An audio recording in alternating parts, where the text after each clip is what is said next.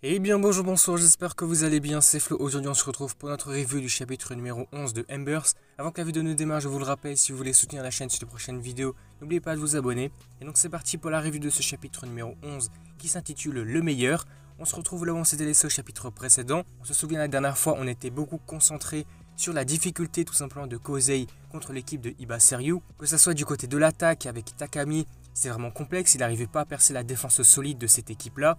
Même du côté de la défense, notamment avec Bugai et puis Aitani, c'est compliqué aussi, l'équipe avait subi un but, donc on s'était laissé sur un score de 1-0 pour l'équipe de Iba Seryu. Il me semble d'ailleurs que concernant Aitani, il a vraiment touché 0 fois le ballon. Donc ça vraiment c'était complètement chaud. On se souvient donc qu'on s'était laissé sur la fin du chapitre avec une nouvelle stratégie mise en place grâce notamment aux mots de Bugai qui avait discuté avec Aitani. Ils avaient tout simplement dit et établi le plan suivant. En fait déjà pour commencer vraiment la première étape, c'est que Aitani récupère le ballon. Et ensuite, une fois qu'il aura récupéré le ballon, il pourra mettre en place tout ce qu'il a pu apprendre depuis les derniers jours et dernières semaines. Comme Bugai l'avait dit, il pourra dribbler, attaquer, défendre, faire des passes, récupérer le ballon, il pourra tout faire. Donc vraiment le début c'est vraiment ça, récupérer le ballon. Mais par contre ce n'est pas une étape très simple parce qu'on a l'attaquant de l'équipe de Iba Seryu, donc c'était Kaneda. C'était un attaquant vraiment très puissant, notamment du côté aérien, puisque les défenseurs et les milieux de terrain de son équipe lui font tout simplement des longues passes et lui pourra les récupérer en l'air avec des sauts hyper hauts. Donc il peut les récupérer avec des têtes notamment.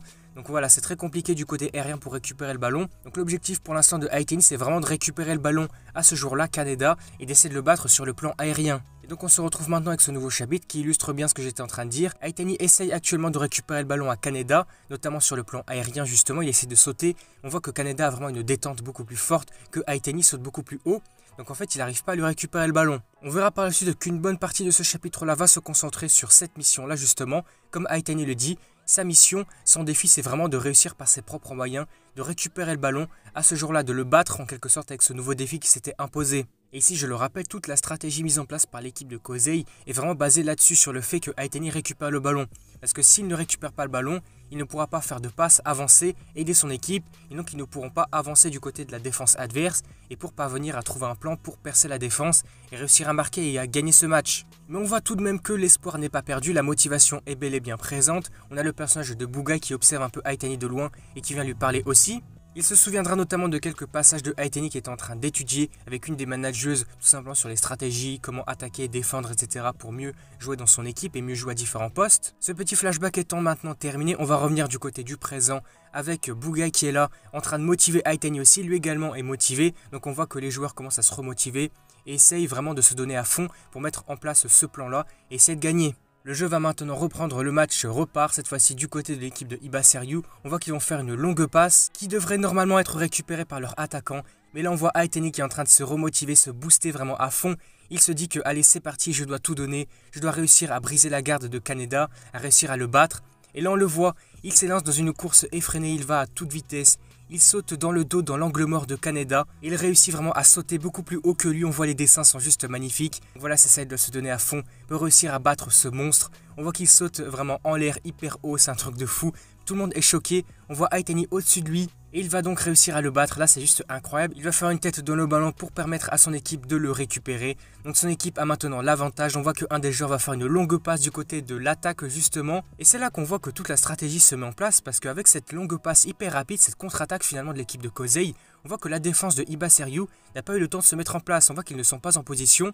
Et du coup, on voit qu'à ce moment-là, Takami va récupérer cette passe avec un contrôle vraiment hyper satisfaisant, on voit qu'il est vraiment bien. Et même les dessins toujours, on voit que la pose ici de Takami, elle est vraiment magnifique, c'est hyper stylé. Et encore pour appuyer vraiment ce dessin magnifique et tout, cette contre-attaque de l'équipe de Kosei, Takami va nous balancer alors un tir vraiment juste incroyable et qui va rentrer directement dans les cages de l'équipe adverse pour permettre à son équipe de marquer le premier but du match. Donc voilà, nous avons maintenant un score de 1 partout pour Iba Seryu et Kosei. Vraiment c'était juste incroyable, cette contre-attaque était beaucoup trop stylée. Ici on reviendra un petit moment sur les réactions de tous les autres personnages. Par exemple le Kaneda qui va se dire mais attends mais comment t'as fait pour me surpasser? À Aitani il lui demande ça. Parce que c'est vrai que c'est complètement surprenant. Pour l'instant il n'était pas vraiment capable de faire ça. Et là d'un coup il a réussi à se surpasser. Donc là on va avoir l'explication de Aitani. Il va dire bah, en fait j'ai tout simplement couru, j'ai pris mon élan avant de sauter. Donc c'est vrai que finalement c'est une bonne stratégie, c'est assez logique finalement. Puisque en courant on va voir qu'il va accumuler de la vitesse forcément.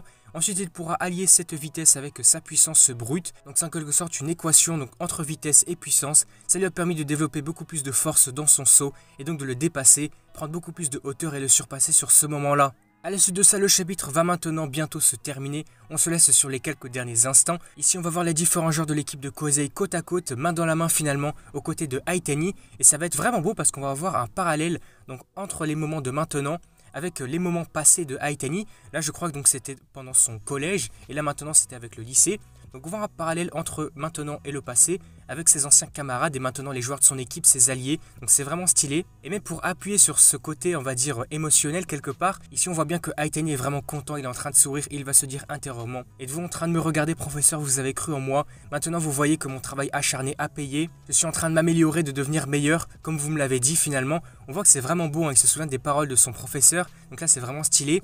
Et là, ce qui est vraiment cool en plus pour appuyer encore là-dessus, c'est qu'en fait dans les gradins, on va le voir son professeur, on voit qu'il est toujours là et il va se dire: j'adore le regard que tu as dans tes yeux, Haitani. On voit que lui aussi est content de le voir se développer, de voir qu'il a pris en maturité quelque part et qu'il se surpasse pour se développer dans cette voie-là. Et le chapitre va donc se terminer là-dessus sur une touche émotionnelle quelque part, c'était vraiment hyper stylé. Globalement, ce chapitre-là était vraiment pas mal, hein. On a vu la nouvelle stratégie de Haitani, de Bugai et puis de Takami aussi, qui a donc permis à leur équipe de marquer un but pour revenir au score. Maintenant, on a une égalité. Mais qu'est-ce qu'on pourrait voir pour le chapitre suivant? Moi, j'imagine que comme maintenant on a pu voir la stratégie mise en place par cette équipe de Kosei, j'imagine que la prochaine fois, pour le prochain chapitre, l'équipe va tout simplement renouveler leur plan, renouveler leur stratégie, la refaire, la reproduire, et que donc le match va se terminer sur leur victoire. Forcément, peut-être qu'on va avoir une sorte de mini time skip nous montrant directement la fin du match avec la victoire de Kosei.